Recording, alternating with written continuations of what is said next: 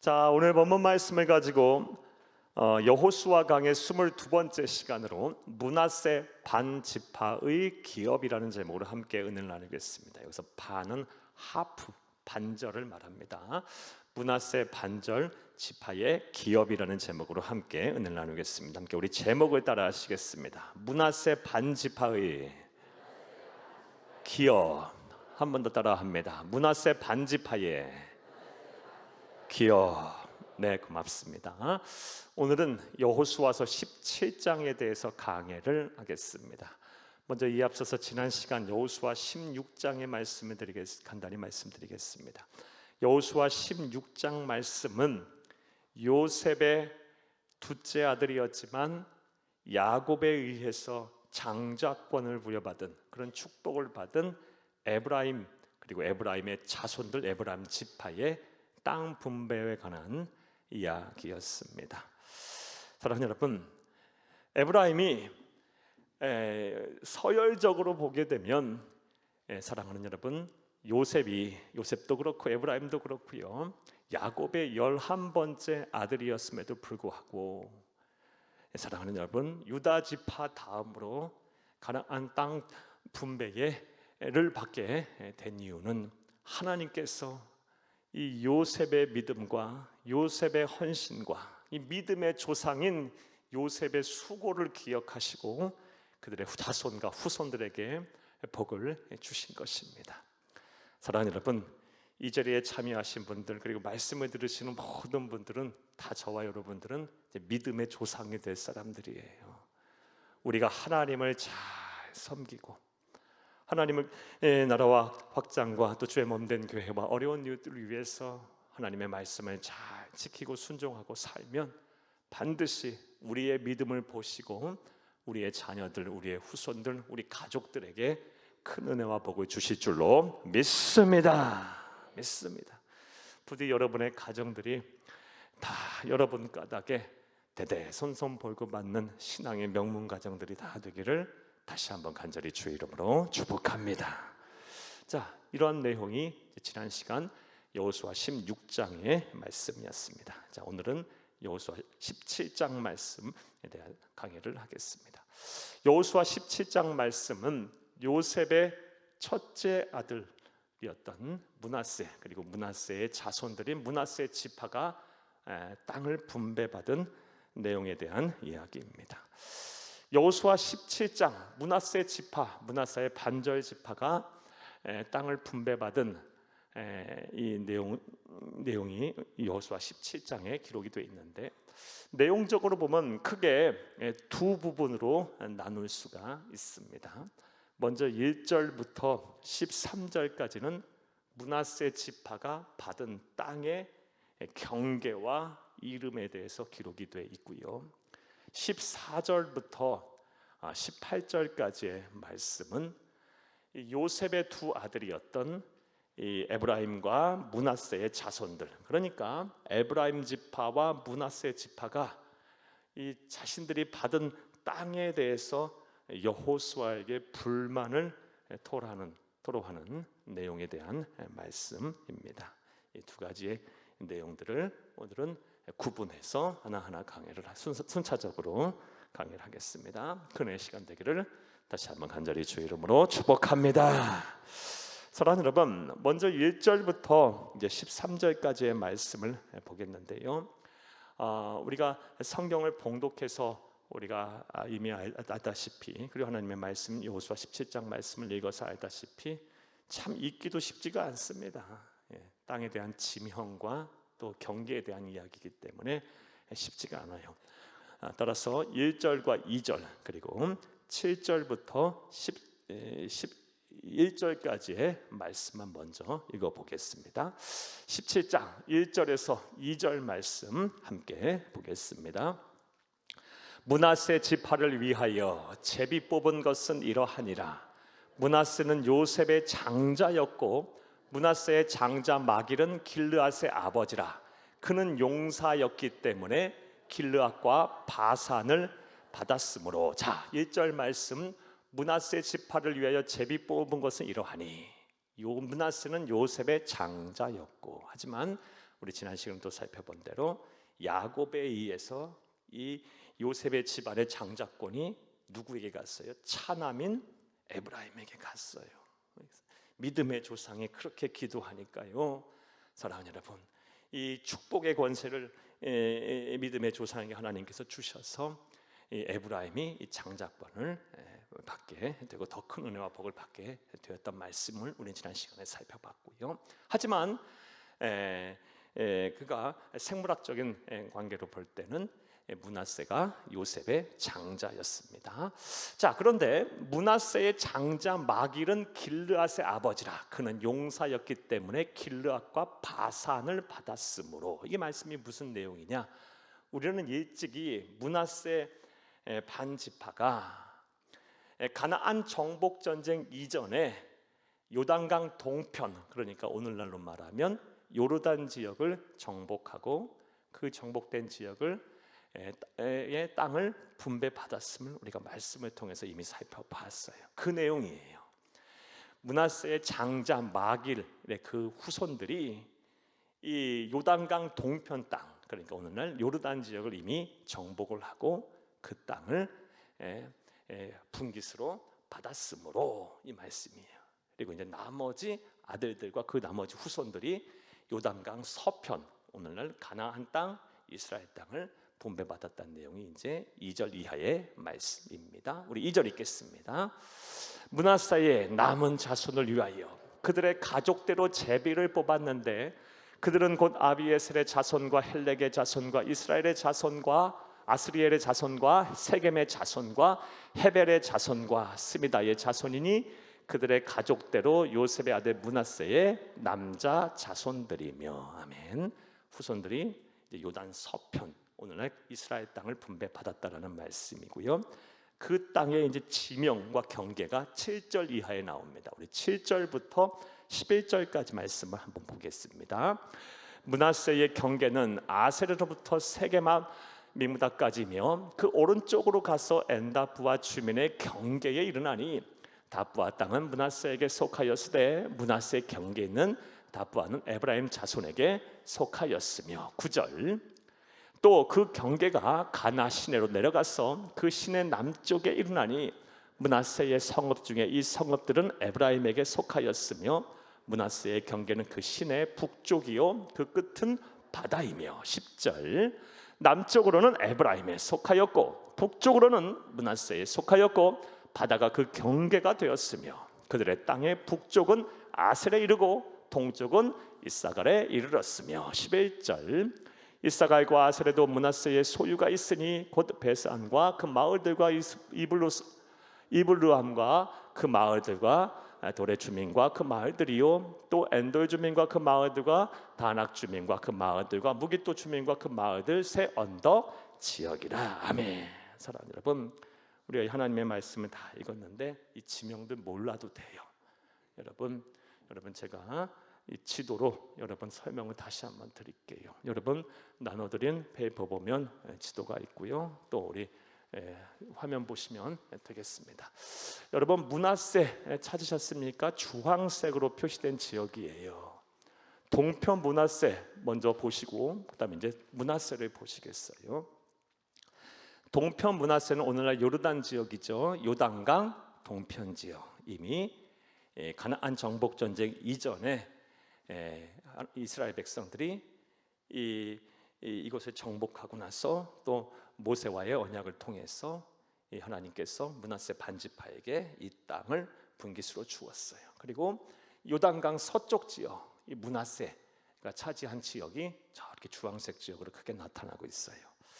사랑하는 여러분, 므낫세가 받은 지역은요, 딱 봐도 가나안 땅, 팔레스타인 땅에서 가장 중심부에 있어요. 그리고 땅의 크기도 넓어요. 그렇죠? 하나님께서 복을 주신 거예요. 역시 요셉의 후손들은 달라. 믿음의 조상들의 후손들은 달라. 하나님께서 에브라임도 그랬고, 에브라임도 이 여리고와 베델과 무엇보다 실로가 위치한, 여리고와 베델은 당시 무역과 상업의 중심지였고 에브라임이 받은 땅 실로는요, 솔로몬이 성전을 짓기까지 이 하나님의 임재의 상징인 법궤가 존재했던, 이 성막이 존재했던 곳이 실로거든요. 에브라임은 정치, 경제, 사회, 문화, 종교의 중심 지역을 땅을 분배받게 됐고, 므낫세는, 요셉의 장자였던 므낫세는요, 이 팔레스타인 반도로 볼 때, 가나안 땅으로 볼 때 가장 중심부에, 또 그 땅의 크기도 넓어요. 이런 땅을 분배받게 됐어요. 사랑하는 여러분, 하나님께서는 우리들의 헌신을 통해서도 이렇게 우리의 요셉처럼, 요셉의 아들들처럼 우리에게 복을 주셔서 우리의 자손들과 후손들에게 늘 형통케 하실 거예요. 그 은혜와 복을 주실 것입니다. 이것을 온전히 믿고 여러분 삶의 자리에서, 여러분의 신앙의 자리, 삶의 자리 잘 지켜내시는 여러분 되기를 간절히 주의 이름으로 축복합니다. 가장 좋은 땅, 가장 중심부의 가장 넓은 땅을 분배받았어요. 자, 이제 말씀을 보겠어요. 1절과 2절, 7절에서 11절까지의 말씀을 지도로 설명해 드렸어요. 자, 그런데 우리가 여호수아서 17장 말씀을 보면서 주의 깊게 봐야 할 부분이 있어요. 앞서 말씀드린 대로 여호수아서 17장 말씀은 므낫세 지파가 땅을 분배받았다라는 내용에 대한 기록이에요. 그런데 이 땅에 므낫세 지파가 땅을 분배받았다는 기록을 여호수아서 17장에 기록하면서 성령의 감동을 받은 여호수아는요, 특별한 내용을 삽입을 하고 있어요. 3절부터 6절까지가 이제 그 내용인데요, 이 므낫세의 현손인 슬로브앗의 다섯 딸들이 이 분깃으로 땅을 분배받았다라는 내용을 기록을 하고 있습니다. 자, 그렇다면 여호수아서 17장은 므낫세 반지파, 므낫세 지파의 땅을 분배받았던 내용인데 왜 성령의 감동을 받은 여호수아는 굳이 이 므낫세의 현손인 슬로브앗의 다섯 딸들이 땅을 분배받은 내용을 기록으로 남기고 있을까요? 사랑하는 여러분, 하나님의 말씀은 단 한 구절, 단 한 낱말도 그냥 쓰여진 것이 아니에요. 하나님의 목적과 하나님의 계획 아래, 하나님의 섭리하에 다 의미를 가지고 기록이 된 거예요. 자, 그 이유가 뭘까요? 답부터 말씀을 드리면, 하나님께서는 이 여호수아서의 1차 수신자들인 이 가나안 땅에 정착한 이스라엘 백성, 그리고 나아가서 예수 오실 때까지 이 세상에 존재할 수많은 우리를 포함하여 그리스도인들을 하여금 하나님 당신이 누구신가를 알게 하기 위해서 오늘 3절에서 6절까지의 말씀을 특별히 삽입한 것입니다. 이 므낫세의 현손인 이 슬로브앗의 다섯 딸들이 특별히 땅을 분배받았다는 이 내용을 통해서 우리는 하나님이 어떤 분이신가를 잘 알 수가 있습니다. 이를 위해서 이 슬로브앗의 다섯 딸들이 어떠한 과정을 통해서 이 땅을 분배받았는지에 대해서 살펴보겠어요. 이미 우리가 민수기 강해를 통해서 이 내용을 들었어요. 민수기 27장 1절부터 11절을 함께 보겠습니다. 요셉의 아들 므낫세의 종족들에게 므낫세의 현손 마길의 중손 길르아의 손자 헤벨의 아들 슬로브앗의 딸들이 찾아왔으니 그의 딸들의 이름은 말라와 노아와 호글라와 밀가와 디르사라. 2절 읽겠습니다. 그들이 회막문에서 모세와 제사장 엘르아살과 지휘관들과 온 회중 앞에 서서 이르되 우리 아버지가 광야에서 죽었으나 여호와를 거슬러 모인 고라의 무리에 들지 아니하고 자기 죄로 죽었고 아들이 없나이다. 4절 어찌하여 아들이 없다고 우리 아버지의 이름이 그의 종족 중에서 삭제되리이까?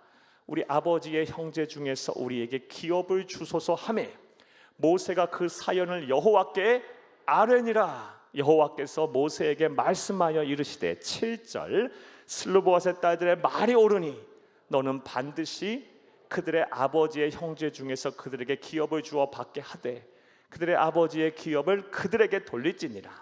너는 이스라엘 자손에게 말하여 이르기를 사람이 죽고 아들이 없으면 그의 기업을 그의 딸에게 돌릴 것이요 9절 딸도 없으면 그의 기업을 그의 형제들에게 줄 것이요 형제도 없으면 그의 기업을 그의 아버지의 형제에게 줄 것이요 11절 그의 아버지의 형제도 없으면 그의 기업을 가장 가까운 친족들에게 주어 받게 할지니라 하고 나 여호와가 너 모세에게 명령한 대로 이스라엘 자손에게 판결의 규례가 되게 할지니라. 아멘. 자, 이 말씀이 무슨 내용이냐? 고대 이스라엘의 고대 근동의 사회 또 이스라엘의 사회는요 철저하게 남성 중심의 사회, 가부장 중심의 사회, 그 다음에 아들 상속 중심의 사회였어요. 자, 그런데 이 므낫세의 현손인 슬로보앗이요 아들 없이 죽었어요. 아들 없이 죽고 말았어요. 그러니까 이 슬로보앗의 가문이 망하게 생긴 거예요. 분깃을 못 받으니까요. 땅을 분배 못 받으니까. 그래서 슬로보앗의 5 딸들이 이러면 안 되잖아요. 집안이 망하게 생겼으니. 그래서 모세에게 찾아가서 아들만 어떻게 상속을 받습니까? 딸인 우리에게도 분깃을 주어서 우리 가문을 유지하게 해주옵소서 라고 했더니 이 모세가 이제 하나님 앞에 여쭌 거예요. 그러니까 하나님께서 옳다 그렇게 해라 그러면서 지금으로부터 약 4,500년 전에 3,500년 전에 사람들은 이미 여성 상속법이 생긴 거예요. 하나님께서 이 여성 상속법을 제정하신 이유가 뭐예요? 철저하게 약자를 보호하기 위해서. 당시 사회에서 여성은 사회적인 약자였으니까요. 약자를 보호하시기 위해서 하나님께서 이 법을 제정했고요. 이 법에 따라 오늘 본문 17장 3절에서 6절 말씀에 보면 슬로보앗의 5 딸들이 상속을 분깃을 가나안 땅 정복 이후에 받았다라는 내용이 기록되어 있어요. 3절에서 6절을 함께 보겠습니다. 헤벨의 아들 길르앗의 손자 마길의 종손 므낫세의 현손 슬로보앗의 아들이 없고 딸뿐이요 그 딸들의 이름은 말라와 노아 호글라와 메가와 다르사라. 4절 그들이 제상 엘레셀과 눈의 아들 여호수아의 지도자들 앞에 나와서 말하기를 여호와께서 모세에게 명령하사 우리 형제 중에서 우리에게 기업을 주라 하셨다 하매 여호와의 명령을 따라 그들에게 그들의 아버지 형제 중에서 기업을 주므로 5절 요단 동쪽 길르앗과 바산 외에 므낫세에게 10분깃이 돌아갔으니 므낫세의 여자 자손들이 그의 남자 자손 중에서 기업을 받은 까닭이었으며 길르앗 땅은 므낫세 남은 자손들에게도 속하였더라. 아멘. 앞서 말씀드린 대로 여호수아 17장 말씀은 므낫세만 지파의 땅 분배받은 이야기인데 하나님께서는 이 3절에서 6절까지의 말씀을 삽입하심으로 사랑하는 여러분 슬로보앗의 5 딸들이 이 하나님의 말씀에 따라 땅을 분배받았다는 말씀을 통해서 우리에게 무엇을 교훈으로 남기시기 원하시는 겁니까? 하나님이 누구신지 그 하나님이 어떤 분이라는 겁니까? 약자를 보호하시는 하나님이라는 것을 분명하게 알게 하시기 위해서 이 말씀의 예차 수신자들인 가나안 정복 전쟁 이후 가나안 정에 정착한 이스라엘 백성들과 그리고 오늘은 예수 오실 때까지 이 세상에 존재할 우리를 포함한 수많은 그리스도인에게 하나님은 약자를 보호하시는 분이시다. 약자의 편이시다. 하나님의 시선은 언제나 이 약자들에게 향하여 있다라는 것을 말씀하시기 위해서 이 말씀을 기록에 남긴 것임을 믿으시기를 간절히 주의 이름으로 축복합니다. 우리 하나님 아버지께서 약자의 편이시고 약자를 보호하시는 분이심은 이 세상에 오신 하나님이신 예수님께서 공생애를 시작하시면서 회당에서 행하신 첫 설교, 어찌 보면 예수님의 사명선언문과도 같은데 예수님의 첫 설교를 통해서도 우리가 분명히 알 수가 있습니다. 누가복음 4장 18절에서 19절을 함께 보겠습니다. 주의 성령이 내게 임하셨으니 이는 가난한 자에게 복음을 전하게 하시려고 내게 기름을 부으시고 나를 보내사 포로된 자에게 자유를 눈먼 자에게 다시 보게 함을 전파하며 눌린 자를 자유롭게 하고 주의 은혜의 해를 전파하게 하려 하심이라 하였더라. 아멘. 예수님의 회당 설교 첫 일성이 뭐예요? 첫 번째 설교가 바로 사랑하는 여러분 가난한 자에게 복음을 전하게 하시려고 내게 기름을 부으시고 나를 보내셨다. 여기서 가난한 자는요, 물질적으로 가난한 자와 더불어서 영적으로도 가난한 자들을 말해요. 어디 하나 적을 둘 곳 없고, 어디 하나 의지할 바 없고, 어디 하나 어느 곳에서든 이 마음의 평안을 얻지 못하는 사람을 말해요. 그런 사람을 위해 나를 보내셨다라는 거예요. 또 포로된 자에게 자유를. 사랑하는 여러분, 여기서 말하는 포로라는 것은 육체적으로 구속된 자뿐만 아니라 이 영적으로도 구속이 된 사람들을 말해요. 쉽게 말해 중독 인생을 살고 있는 사람들. 사랑하는 여러분, 오늘날도 현대인들 가운데 중독 인생이 얼마나 많아요. 내 뜻, 내 의지대로 못 사는 분들이 많아요. 그렇게 살고 싶지만 내 뜻, 내 의지로 도저히 이겨낼 수 없는, 그래서 사람에게 휘둘리고 사회에 휘둘리고 또 정신적으로 육체적으로 피폐된 삶을 사시는 분들이 얼마나 많은지 몰라요. 그런 사람들에게 자유를 주시기 위해서 오셨다.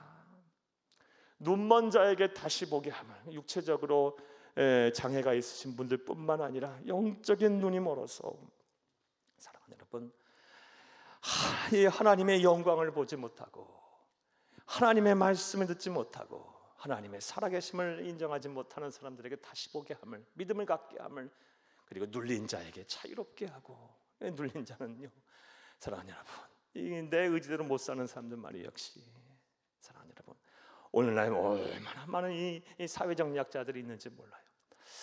사랑하는 여러분, 우리 주님께서, 하나님이신 예수님께서 이 세상에 오셔서 회당에서 행하신 첫 번째 설교가, 이 사명 선언문과 같은 설교가 바로 이 말씀이었어요.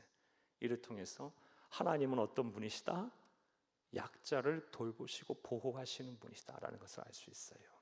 그러므로 지금 여러분이 생각하기에 근데 제가 약자입니다 라는 생각이 든다면 하나님의 위로와 하나님의 함께하심, 하나님의 도우심을 받으세요. 하나님이 여러분을 반드시 도와주실 거예요. 여러분을 내버려 두지 아니하실 거예요. 반드시 가난 속에서 여러분을 회복시키실 것이고, 포로된 곳에서 여러분을 자유케 하실 것이며, 눌린 곳에서 우리 여러분을 회복시키실 것입니다. 이런 은혜와 복이 여러분 가운데 충만하기를 간절히 주의 이름으로 축복합니다. 또한 내가 지금 약자가 아니라면 생각해 볼 때, 그러면 우리는 뭐 해야 합니까? 하나님 아버지, 우리 주 예수 그리스도의 사랑을 가지고, 그 마음을 가지고 우리 또한 내 주변에 있는 약자들을 돌아봐야죠. 이게 우리 그리스도인의 삶이고 예수님의 제자로서의 삶을 살기 위한 우리의 삶임을 믿으시기를 다시 한번 간절히 주의 이름으로 축복합니다. 자, 사랑하는 여러분, 저는 지금까지 여호수아서 17장 1절부터 이제 11절까지의 말씀을 보면서, 특별히 이 여호수아서의 말씀은, 17장의 말씀은 므낫세 지파의 땅 분배 이야기인데, 왜 하나님께서 3절에서 6절에 이 므낫세의 현손인 슬로보앗의 5딸들이 땅 분배를 받았다는 이야기를 왜 삽입하셨는지에 대한 이유를 말씀드렸어요. 땅 분배 이야기를 하면서 굳이 수많은 이야기들 가운데 이 슬로보앗의 5딸들이 땅 분배를 받았다는 이야기를 하시면 하나님이 누구신가를 알게 하기 위함이에요. 하나님은 약자를 보호하시는 분이에요. 약자의 편에 서시는 분이에요. 그리고 반드시 약자를 회복시키시는 분이십니다. 이런 하나님을 바로 알고 바로 믿고 바로 전하는 저와 여러분 되기를 간절히 주의 이름으로 축복합니다. 자, 1절에서 11절까지 말씀 되셨습니까? 자, 이제 12절에서 13절 말씀을 보겠습니다. 자, 12절에서 13절 말씀은 이 므낫세 지파도요, 땅을 분배받고 나서 이들도 유다 지파, 그리고 앞서 에브라임 지파처럼 이들도 잘못을 행해요. 그 말씀을 적나라하게 지금 기록하고 남기고 있어요. 12, 13절을 함께 보겠습니다.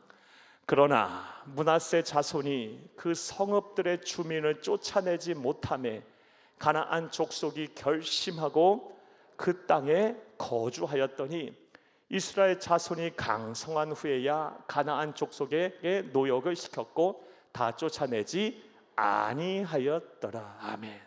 하나님은 분명 말씀하셨어요. 신명기서 말씀, 또 출애굽기의 말씀을 통해서 가나안에 정착하거든 뭐 해라? 그곳에 거하는 주민들을 다 쫓아내라. 쫓아내라고 하심은 그들의 세속적인 문화에 동화돼서 하나님을 떠나고 우상을 숭배할까 두려웠기 때문이에요. 예. 무엇보다 그들이 함께함으로, 그들과 함께 살게 되므로 그들이 하나님 앞에 범죄하여 하나님의 진노와 심판을 받게 될 것이 염려되셔서 그리하신 거예요.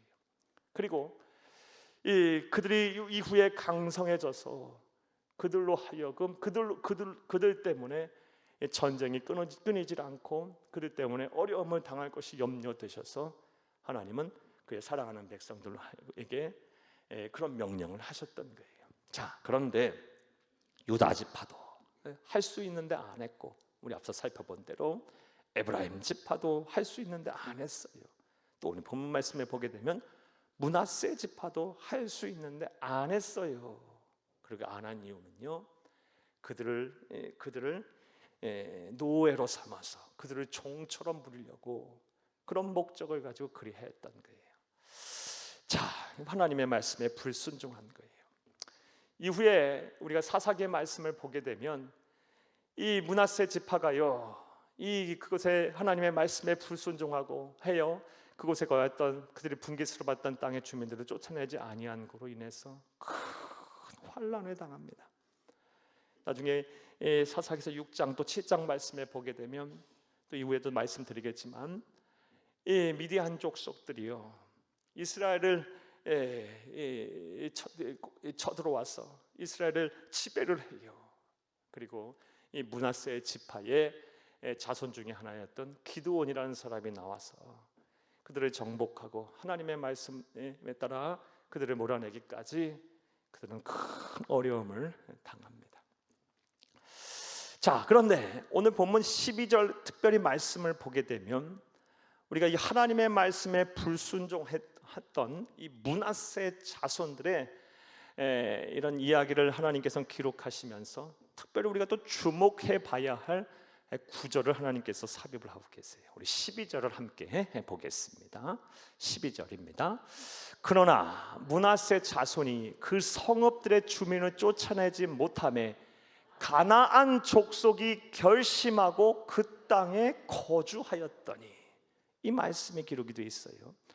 앞서 우리가 15장 16장 말씀을 통해서 유다 지파나 혹은 에브라임 지파가 이 므낫세 지파처럼 똑같이 불순종했을 때는 이 가나안 족속이 결심하고 그 땅에 거주하였더니, 이런 말씀 기록이 되지 않았는데 이 말씀이 특별히 기록으로 남겨 있어요. 자, 그렇다면 이 말씀을 통해서 우리가 배울 수 있는 영적인 교훈이 무엇일까요? 사랑하는 여러분, 다음 같은 우리의 영적인 교훈을 얻게 됩니다. 먼저 우리가 하나님께 복을 받았다 할지라도 하나님의 말씀대로 살겠다는 뜻이 없으면 사탄이 작정하고 더욱 강하게 방해한다라는 것입니다. 한번 따라해봐요.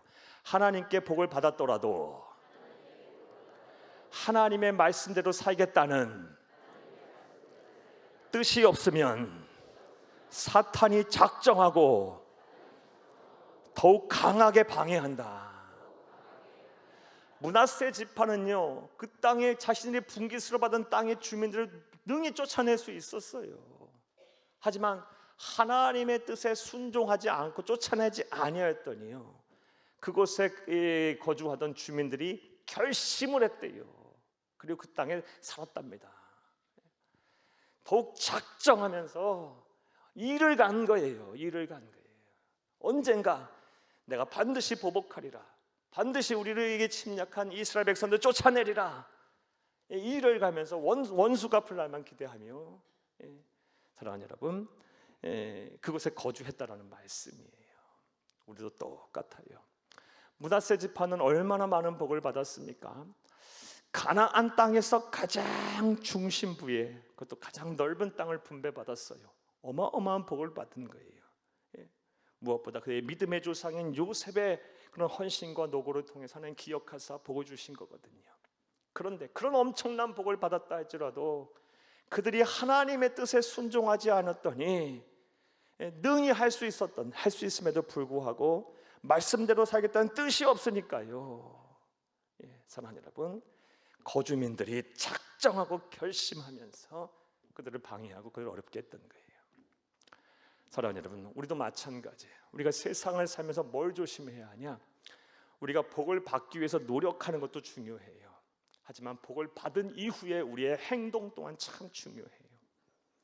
사랑하는 여러분, 저는 목사로 살면서 얼마나 많은 성도님들이 하나님으로부터 복을 받고 또 하나님 주시는 은혜를 누린 이후에 하나님의 뜻대로 살지 않아서 그 복 다 까먹고 그 은혜 다 날리고 깊은 영적 침체에 빠지고 더 이전보다 안 좋은 삶을 사시는 것을 많이 봤어요, 여러분. 사랑하는 여러분, 하나님께 복을 받았으면요, 그때부터는 우리가 어떻게 살아야 돼요? 하나님의 뜻대로 살려고 노력을 하셔야 돼요. 내게 주신 복에 대해서 감사하며 나를 향한 하나님의 섭리에 대해서 섭리와 은혜에 대해서 감사하며 하나님의 뜻대로 살려고 노력을 해야 돼. 근데 그렇게 살려 하지 않으면요, 사탄이 결심을 해요. 반드시 너 무너뜨리라 하면서 작정하며 공격할 겁니다. 사랑하는 여러분, 우리가 이 므낫세 반지파에 대한 그들의 역사를 우리의 반면교사로 삼아서 우리 또한 하나님께 복을 받았으면 말씀대로 살기 위해서 더욱 노력하는 저와 여러분이 되어야 할 줄로 믿습니다. 결국요, 우리는 다음과 같은 결론에 이르게 돼요. 하나님은 순종의 뜻이 있는 자와 함께 하시며 일하시고 더 큰 은혜와 복을 주신다라는 거예요. 여호수아 1장부터 끝장까지의 말씀에 계속해서 변함없이 흐르고 있는 주제는요, 하나님의 말씀에 순종하면 하나님께서 복을 주시겠다라는 말씀이에요. 이 말씀을 계속해서 하고 계세요.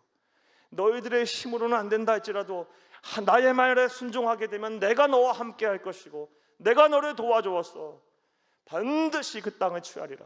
이 말씀을 계속해서 1장부터 끝장까지 하고 계세요. 여러분 한번 따라해봐요. 하나님은 순종의 뜻이 있는 자와 함께 일하신다. 성경을 보면 우리가 본받고 따라야 될 거의 모든 인물들은요, 다 이런 삶을 살았어요. 하나님의 말씀에 순종하려고 몸부림친 자들은 전부 다 하나님께서 복을 주셨고 그들과 함께 하셨어요. 한 사람 예를 들어볼게요. 여러분, 앞서 이 므낫세 반지파는 하나님의 말씀에 순종하지 않아 그들의 큰 화를 입었는데요, 이 므낫세 지파 중에 후손 중에 한 사람이었던 기드온에 대한 말씀을 드릴게요. 앞서도 잠깐 말씀드렸지만요, 이 기드온은 하나님의 말씀에 순종하여 하나님의 함께 하심과 하나님의 일하심을 경험했던 사람, 복을 받은 사람이에요. 여러분, 사사기서 6장 15, 16절을 함께 보겠습니다. 그러나 기드온이 그에게 대답하여되 오 주여, 내가 무엇으로 이스라엘을 구원하리이까? 보소서, 나의 집은 므낫세 중에 극히 약하고 나는 내 아버지 중에서 가장 작은 자니이다 하니 16절, 여호와께서 그에게 이르시되 내가 반드시 너와 함께 하리니 네가 미디안 사람 치기를 한 사람 치듯 하리라 하시니라. 아멘. 하나님께서 이 이스라엘 백성들이 미디안 사람들에 의해서 고난을 당하자, 그리고 그들이 고난에서 구원받기 위해서 하나님 앞에 부르짖고 기도하자, 하나님께서 그 기도를 들으시고 누구를 세우셨어요? 므낫세 지파 중에서 가장 작은 자, 가장 작은 자, 힘이 없는 사람 중에 한 사람이었던 기드온이라는 사람을 선택해요. 하나님의 선택의 기준은 분명해요. 이후의 말씀을 보게 되면요, 기드온이 잘한 게 무엇이냐? 순종이에요. 순종. 그는요, 가진 배경도 없고요, 당시 사회는요 철저한 가문 중심 사회이거든요. 그런데 그의 가문은 어디 내세울 것이 하나도 없어요. 그럼에도 불구하고 하나님께서 그를 쓰신 거는요, 그는 철저한 하나님의 말씀에 순종하는 사람이었어요. 하나님은 그 순종의 모습을 보시고 기드온이라는 사람을 선택했어요.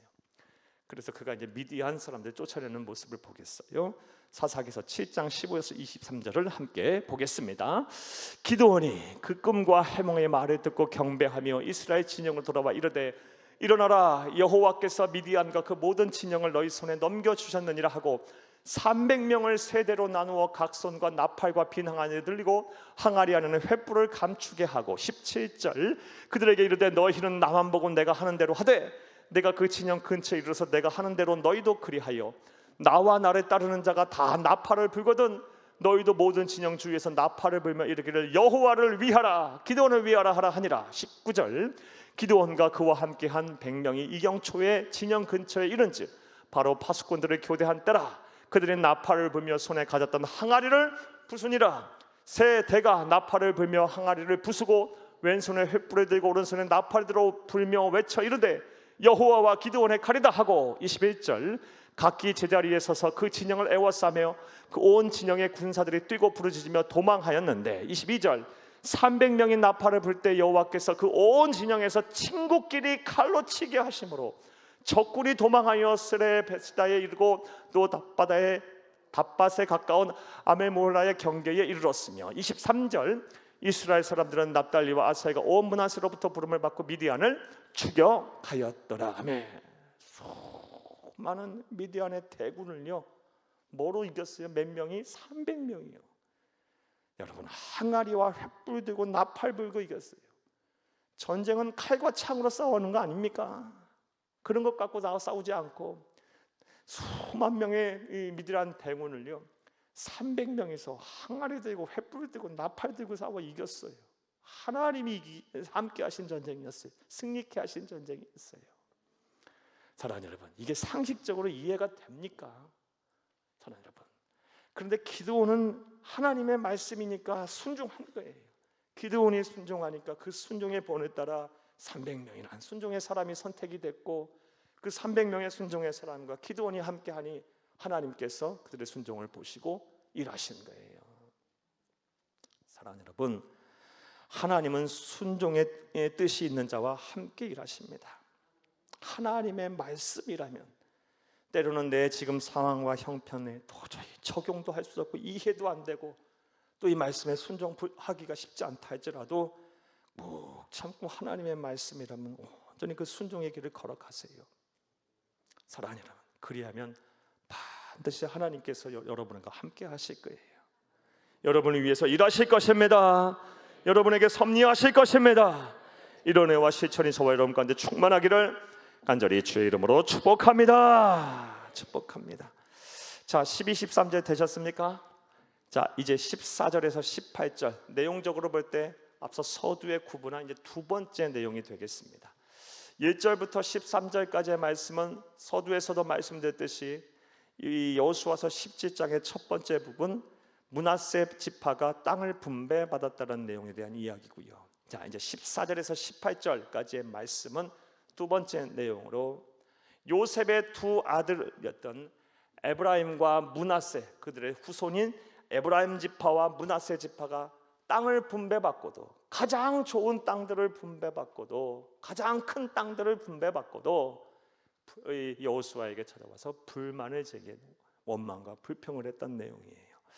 자, 그들은 왜 원망과 불평을 했고 또 그들의 원망과 불평에 대해서 여호수아는 어떤 대답을 했으며 우리 이런 내용들을 통해서 어떠한 영적인 교훈을 얻을 수가 있을까요? 먼저 14절에서 18절을 함께 읽겠습니다. 요셉 자손이 여호수아에게 말하여 이르되 여호와께서 지금까지 내게 복을 주심으로 내가 큰 민족이 되었거늘 당신이 나의 기업을 위하여 한 제비 한 분깃으로만 내게 주심이 어쩌미니까 하니. 아멘. 자, 14절 다시 보겠어요. 14절 보게 되면 요셉 자손이 여호수아에게 말하였다. 요셉 두 아들들이 말합니다. 에브라임 지파와 그리고 므낫세 지파, 이 땅들이 지도자들이 여호수아에게 말하여 이르되 지금까지 내게 복을 주셨으므로 큰 민족이 되었거늘 어찌 한 제비 한 분깃으로만 내게 주심이 어찌니까 라고 얘기하고 있어요.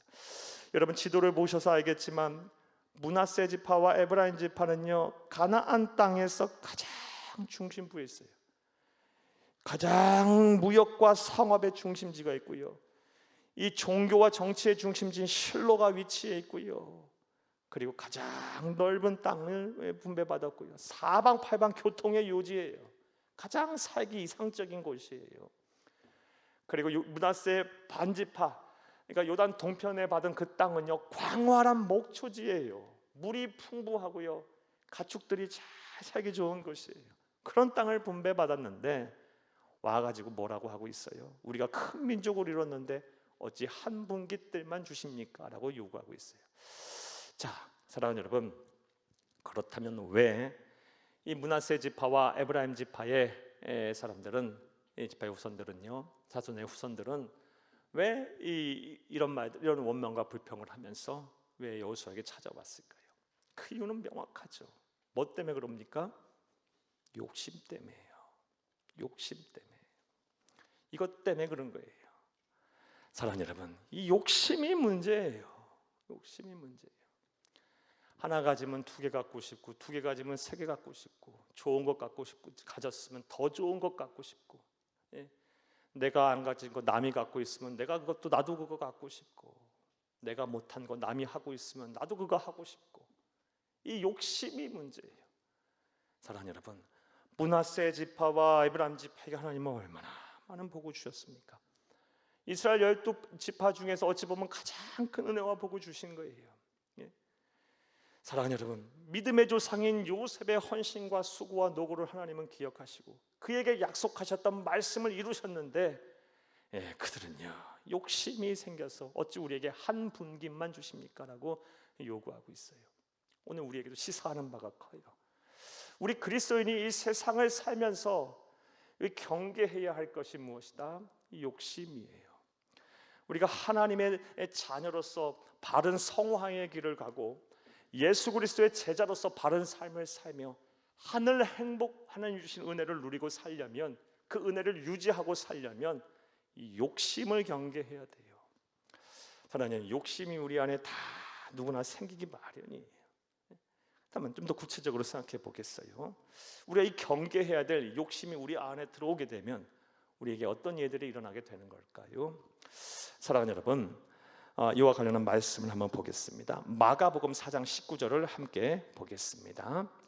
세상의 염려와 재물의 유혹과 기타 욕심이 들어와 말씀을 막아 결실하지 못하게 되는 자요. 아멘. 욕심이 우리 안에 들어오게 되면 하나님의 말씀이 안 들립니다. 안 들려요. 아무리 말을 하나님의 말씀이 선포가 되고 그 말씀이 가득 내 삶에 가득해도요, 그 말씀이 내 귀에 안 들어와요. 내 안에 욕심이 있으면. 그러면 어떻게 되겠어요? 하나님의 말씀이 막아 그 하나님의 말씀을 실천하지 못하게 함으로 이 하나님이 내게 주시고자 하는 이 모든 약속의 성취가 다 이루어지지 않을 뿐더러 그 결실을 못 맺게 되는 거예요. 이 자리에도 이 세상 욕심이 취해서, 또 오늘 말씀을 들으시는 분들 가운데도 여전히 이 세상 욕심을 버리지 못해서 이 하나님의 말씀에 지금 안 들어오고 계신 분들 계실까 걱정입니다. 그런 분들은 이 밤에 안 오셨겠죠? 예, 안 오셨겠죠. 사랑해요. 그렇게 믿고 싶습니다. 여러분, 저와 여러분이 이거 내려놔야 돼요. 이거 버려야 돼요. 그래야 하나님의 말씀이 들려요. 그 하나님의 말씀이 내 심령에 막 파고들어서 이 말씀이 내 심령의 골수를 쪼개고 막 살아 운동력이 있어 내 마음과 생각을 막 변화시키고 내 심령에 막 강 같은 평화가 임하게 하고 샘솟는 기쁨이 넘치게 하고 바다 같은 평안이 막 임하게 하네요. 사랑하는 여러분, 내가 지금 하나님의 말씀이 안 들리고 이 말씀의 은혜를 지금 내가 경험하지 못하고 있다면 이걸 점검하세요. 내가 지금 세상 욕심에 취해 있지 않나, 이것을 점검하세요. 이와 관련해서 어떤 분이 해주신지 간증 하나 해드릴게요. 이분이 주식 투자를 열심히 하시는 분이에요. 하루 24시간 노상 그것만 들여다보고 살아요. 여러분 경험해 보셔서 알죠? 예, 주가가 올라가면 내 기쁨도 함께 올라가고, 주가가 떨어지면 그냥 삶의 기쁨이 다 사라지고 그냥 지옥 같고, 그거 그냥 일희일비하면서 그냥 노심초사하며 살아. 예배 자리에 와도 스마트폰 보기에 바빠. 하나님의 말씀이 안 들려와. 그래서 도저히 이렇게 살면 안 되겠다. 하나님 깨달음을 주셔서 주식을 다 팔아버리셨다고 말씀을 들었으니까. 사랑하는 여러분, 세상의 욕심이 내 안에 들어오는 순간 하나님의 말씀이 안 들어오게 돼 있어요. 하나님의 말씀이 막혀요. 그 결실을 못 맺게 해요.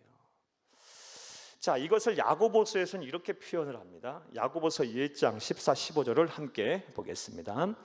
오직 각 사람이 시험을 받는 것은 자기 욕심에 끌려 미혹됨이니 욕심이 잉태한즉 죄를 낳고 죄가 장성한즉 사망을 낳느니라. 아멘. 조금 더 프로세스를 얘기하고 있어요. 욕심의 과정이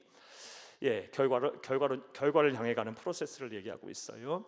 내 안에 욕심이 들어오게 되면요, 이제 여러 가지 내가 시험을 사탄이 주는 시험을 당하게 되는 거예요. 그 욕심이 이제 잉태한즉 죄를 낳고 그 죄는 결국 우리를 어디로 이끌고 가요? 영원한 사망으로 이끌고 가는 거예요. 사랑하는 여러분, 욕심이 가득한 사람은요 반드시 죄짓게 돼 있어요. 말과 행동으로만 죄 안 짓는다고 죄가 아닐까요? 내 안에 욕심이 있으면요 내 마음으로 아주 심각한 죄를 많이 짓게 돼 있어요. 반드시 누군가 미워하게 돼 있고요, 누군가에게 막 원망하고 불평하게 돼 있고요. 내 안에 하나님의 거하시는 성전임에도 불구하고 그 성전은 다른 것으로 가득 채웠기에 이 성전이 막 더럽혀지고요, 막 오만한 생각이 들고요, 막 부정적인 생각으로 막 가득 차고요. 사랑하는 여러분, 이 욕심이 만약에 내 안에 들어오게 되는 순간 죄를 잉태하게 돼 있고, 계속해서 회개치 아니하게 되면 이 죄가 자라서 결국 우리를 영원한 사망으로 이끌어요. 사랑하는 여러분, 그러므로 우리는 욕심을 경계해야 할 줄로 믿습니다. 므낫세 지파와 에브라임 지파는요 가나안 땅에서 가장 중심부이자 무역과 상업의 중심지고요, 목초지가 광활한 목초지가 있는 그 지역을 분배받았음에도 불구하고 왜 우리에게 한 분기만 줍니까? 라고 와서 따지고 있어요. 원망하고 불평하고 있어요. 욕심 때문에 그런 거예요. 우리 반면교사 삼아야 될 거예요. 자, 그렇다면 이제 우리의 관심은 이제 다음과 같은 사항에 이르러야 돼요. 이 욕심을 어떻게 제어할 것인가? 이 욕심을 제어해야 할 텐데 어떻게 해야 할 것인가? 여러 가지 성경을 통해서 말씀드릴 수 있겠지만 한 가지만 오늘 말씀드릴게요. 뭐로 욕심을 제어해야 한다? 욕심은 감사로 제어해야 한다. 감사로 제어해야 한다. 욕심과 감사는요 상극이에요. 욕심의 치료제는 뭐예요? 감사예요. 감사. 욕심의 백신이 뭐예요? 감사예요. 감사. 우리가 감사라는 백신을 투여하면 욕심은 사라지게 돼 있고요, 욕심이 잉태되지 않아요. 또 욕심이라는 것이 가득한 곳에 감사되는 치료약을 투여하면 이 욕심이 사라지게 돼 있어요. 욕심은 뭐로 치료하고 뭐로 제어해야 한다? 감사로 하는 거예요. 감사. 지금 여러분 버리지 못하는 욕심이 있다면요 감사의 조건을 막 억지로라도 찾으세요. 그리고 막 억지로라도 감사의 조건을 떠올리세요. 그러면 욕심이 사라져요. 하나 주셨을 때 그 기쁨, 내가 2개 못 가져도 그 하나 주셨을 때 기쁨이 얼마나 그 감사를 하게 되면, 사랑하는 여러분, 자녀들과 이 막 후손들에 대한 기대, 특별히 자녀에 대한 기대, 막 욕심이 막 생겨서 누집 자녀들은 어디 학교를 갔고 어디 뒤에 취직했고 누구와 결혼했고 무엇을 가지고 있고 이런 욕심 막 내 안에 있는데, 여러분 자녀를 처음 낳았을 때 그 기쁨을 한번 떠올려봐요. 자녀가 처음 걸음마를 떼고 나에게 아빠 엄마라고 불러줬을 때 그때만 생각해도 하는 모든 거 다 가진 것처럼 하는 게 감사했잖아요. 우리 기뻐했잖아요. 그런 것만 생각해봐도 와, 내 자녀가 비록 지금 백수로 살아도 소망이 있는 거예요. 우린 기쁨이 있고요. 네, 나와 지금 분명 뭐 취업을 하든 아니면 출가를 하든 하면 내 품에 있다가 내 품에 떠날 텐데 그럼 나 외로울 텐데 백수로 산다 할지라도 나와 지금 함께하고 있으니 얼마나 감사해. 이런 것 생각해도 한두 가지가 아니야. 감사 조건을 생각하면 이 욕심은 뭐로 제어해야 한다? 감사로 하는 거예요. 감사로. 네. 자, 시간이 많이 지나서 빨리빨리 할게요. 감사로 욕심을 제어하시는 여러분 되기를 간절히 주의 이름으로 축복합니다. 자, 한 번 더 따라합니다. 감사로 욕심을 제어하라. 한 번 더 따라합니다. 감사로 욕심을 제어하라. 자, 므낫세 지파와 에브라임 지파는 가나안 땅에서 가장 중심부, 가장 좋은 땅을 가장 많이 분배받았음에도 불구하고 이 욕심 때문에 원망 불평하고 더 많은 것 달라고 요구하고 있어요. 그때 여호수아가 한 말이 무엇일까요? 여호수아가 한 말을 봐야 돼요. 15절부터 18절까지 말씀을 함께 보겠습니다. 여호수아가 그들에게 이르되 네가 큰 민족이 되므로 에브라임 산지가 내게 너무 좁을진데 브리스 족속과 르바임 족속의 땅 살림에 올라가서 스스로 개척하라 하니라. 뭐라고 합니까? 15절에서 스스로 개척해라. 불평불만하지 말고 16절 읽겠습니다.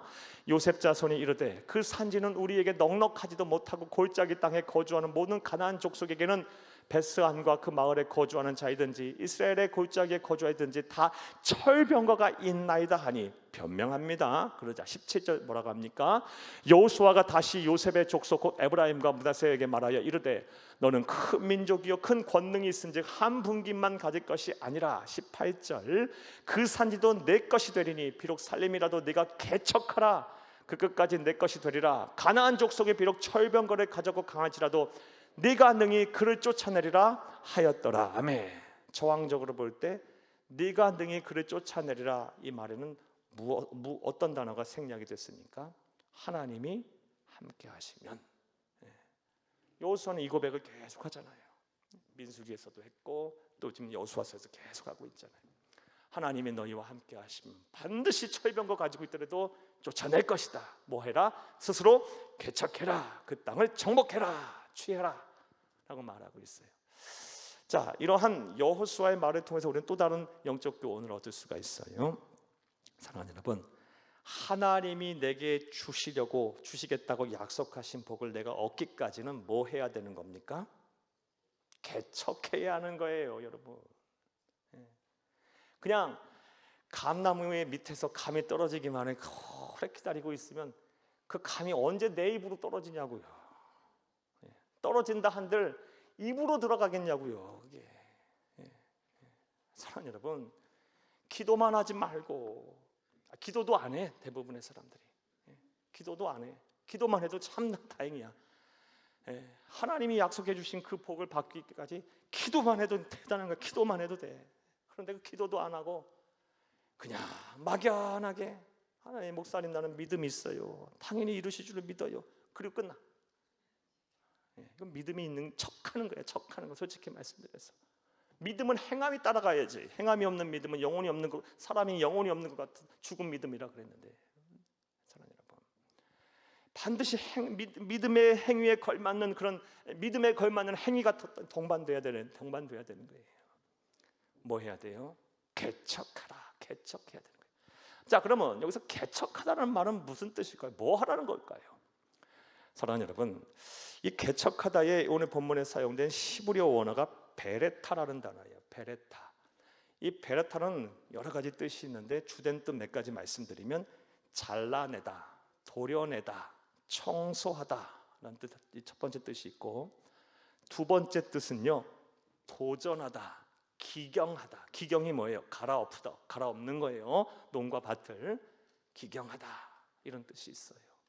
그러니까 하나님이 내게 주신 이 약속을 내가 이 성취함을 누리려면 뭐 해야 되는 거예요? 약속의 성취가 이루어지기까지 방해가 되는 요소들을 뭐 해야 돼요? 잘라내야 돼요. 먼저 그게 개척하는 거예요. 여러분의 나쁜 성품 잘라내야지. 또 변하지 아니하는 여러분의 불신앙 이거 잘라내야지. 여전히 한 발은 하나님, 한 발은 세상을 향해 있는 이 양다리 신앙, 이것도 잘라내야지. 잘라내야지. 이런 거 하지 않고서, 이런 개척을 하지 않고서 어찌 하나님께 주신 약속의 말씀을 성취함을 보겠냐는 거예요. 이게 개척하는, 잘라내야 돼. 또 뭐 하는 거라고요? 개척하라는 말씀이 도전하라. 믿는 자는요, 내게 능력 주시는 자는 내가 모든 것을 할 수 있느니라라는 믿음을 가지고요, 하나님의 말씀과 또 이 신앙의 양심에 위배되지 않는다면요, 도전해야 되는 거예요. 행동해야 되는 거예요.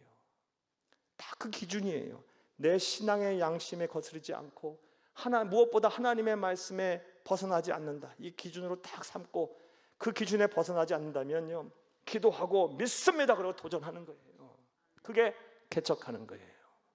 그게 개척. 그래야 하나님의 때가 속히 오고요, 하나님께서 나와 함께 일하셔서 하나님이 내게 주신 약속의 말씀이 성취를 보는 겁니다. 이런 삶을 사는 저와 여러분 되기를 다시 한번 간절히 주의 이름으로 축복합니다. 축복합니다. 자, 이제 시간이 좀 많이 져서 말씀 맺겠습니다.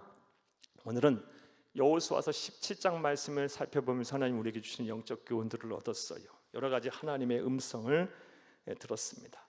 하나님께서는 이 여호수아서 17장 므낫세 지파가 땅을 분배받았다는 이야기를 기록하면서 특별히 슬로보앗의 5딸들, 이 므낫세의 현손이었던 슬로보앗의 5딸들이 땅을 분배받았다라는 말씀을 삽입하고 있어요. 이를 통해서 우리에게 말씀하시고자 하는 의도가 있어요. 그것이 무엇입니까? 하나님은 약자의 편이시다, 약자를 돌보시는 분이시다라는 거예요. 우리가 하나님이 누구인가를 정확하게 알고 우리 신앙생활해야 돼요. 여러분, 당연한 거 아니에요? 내 신앙의 대상이 어떤 분인가도 모르면서 어떻게 신앙생활을 바로 할 수 있어요? 하나님은 약자의 편이시고요, 약자를 돌보시는 분이에요. 내가 지금 약자라면 이제 그 하나님의 품에 안겨 위로를 받아요. 여러분, 나를 위로해달라고, 나를 도와달라고 하세요. 하나님의 시선이 나를 향해 있을 테니까요. 그래, 내가 지금 약자가 아니라 생각이 든다면 내 하나님의 마음을 가지고, 그 하나님의 시선을 가지고 우리의 주변에 있는 약자들을 돌아보세요. 그럼 바로 신앙생활 하는 거예요. 사랑하는 여러분, 므낫세 지파도요, 유다 지파와 에브라임 지파처럼 능히 쫓아낼 수 있는데 거주민들을 안 쫓아냈어요. 하나님의 말씀에 불순종했어요. 그 대가는 혹독했어요. 사랑하는 여러분, 특별히 이 오늘 본문 말씀을 보게 되면 그들이 쫓아내지 아니하니까요, 그곳에 있던 거주민들이 결심하고 그곳에 살았답니다. 사랑하는 여러분, 이를 바득바득 깔면서 보복의 날을 기다렸던 거예요. 마찬가지로 우리가 하나님께 복을 받았더라 할지라도 하나님의 말씀대로 살겠다는 뜻이 없으면요, 이제는 누가 이래요? 사탄이 나서서 더 작정하고 달려들어요. 항상 기억해야 돼요. 은혜와 복을 받았으면 그 이후로 잘해야 돼요. 우리는 이걸 잘 유지하고, 유지하는 정도가 아니라 더 나아져야 되는 거예요. 이런 삶이 저와 여러분 가운데 충만하기를 간절히 바랍니다. 하나님은 순종의 뜻이 있는 자와 함께 일하시는 분이에요. 꼭 기억해야 돼요. 에브라임 지파와 므낫세 지파가 욕심으로 가득 차니까요, 가장 좋은 것들을 받았음에도 불구하고 원망과 불평을 하고 있어요. 사랑하는 여러분, 욕심은 무엇으로 제어한다? 감사로 제어하는 거예요. 날마다 하나님이 내게 주신 은혜를 생각하고요, 감사의 조건을 찾으세요. 억지로라도 찾아내세요. 그리고 기록하시고 그걸 떠올리시면 묵상하시면서 기도하세요. 그럼 내 마음에 평안이 임할 거고요, 내 마음에 평안이 임하면, 내 안에 감사가 넘쳐나면요, 하나님은 내가 한 감사 위에 더 큰 감사를 하게 하실 것입니다. 여러분, 하나님께 약속의 말씀을 받았습니까? 이제 개척해 나가세요. 그 약속의 말씀이 이루어질 때에 방해되는 것들을 잘라내시고, 내 신앙의 양심과 하나님의 말씀에 거스르지 않는다면 도전하세요. 그럼 반드시 하나님께서 여러분과 함께 일하실 것입니다.